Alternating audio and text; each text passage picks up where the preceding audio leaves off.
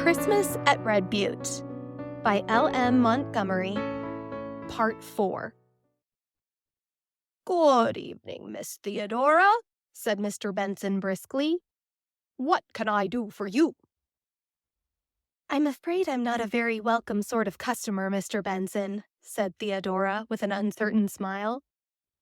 "I want to sell, not buy. Will you buy this locket?" Mr. Benson pursed up his lips, took up the locket and examined it. "Well, I don't often buy second-hand stuff," he said, after some reflection. "But I don't mind obliging you, Miss Theodora.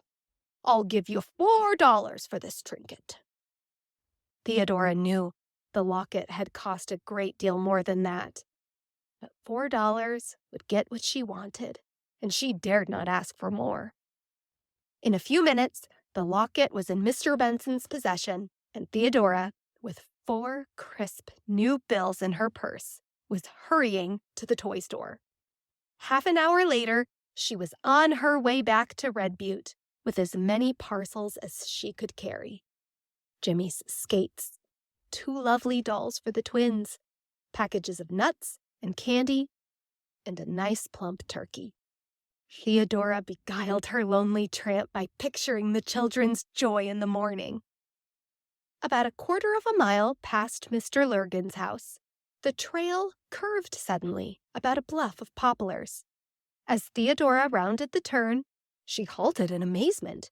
Almost at her feet, the body of a man was lying across the road. He was clad in a big fur coat and had a fur cap pulled well down over his forehead and ears. Almost all of him that could be seen was a full bushy beard. Theodora had no idea who he was or where he had come from. But she realized that he was unconscious and that he would speedily freeze to death if help were not brought. The footprints of a horse galloping across the prairie suggested a fall and a runaway. But Theodora did not waste time in speculation. She ran back at full speed to Mr. Lurgan's and roused the household. In a few minutes, Mr. Lurgan and his son had hitched a horse to a wood sleigh and hurried down the trail to the unfortunate man. Theodora, knowing that her assistance was not needed and that she ought to get home as quickly as possible, went on her way as soon as she had seen the stranger in safekeeping. When she reached the little log house, she crept in, cautiously put the children's gifts in their stockings, placed the turkey on the table where Aunt Elizabeth would see it the first thing in the morning, and then slipped off to bed, a very weary but very happy girl. The joy that reigned in the little log house the next day more than repaid Theodora for her sacrifice. End of Part 4. So, what do we know now and how have our perceptions changed? So, Montgomery allows things to work out for Theodora. She successfully sells the locket and gets the gifts, just as she planned. And that's the sweet, satisfying thing that we were hoping for. But Montgomery doesn't leave us there long. Quickly, she introduces an unconscious man on the road. And Theodora, quick, brave, fast-thinking, she gets help. She's got this right-minded reaction.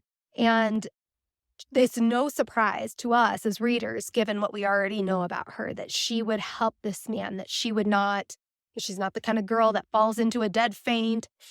Theodora is very much an Anne Shirley or a Pat of Silverbush. She's got spirit. She's got courage. She's not daunted by the unexpected or anything that requires something of her. She's kind of your typical Montgomery heroine, and we really like her.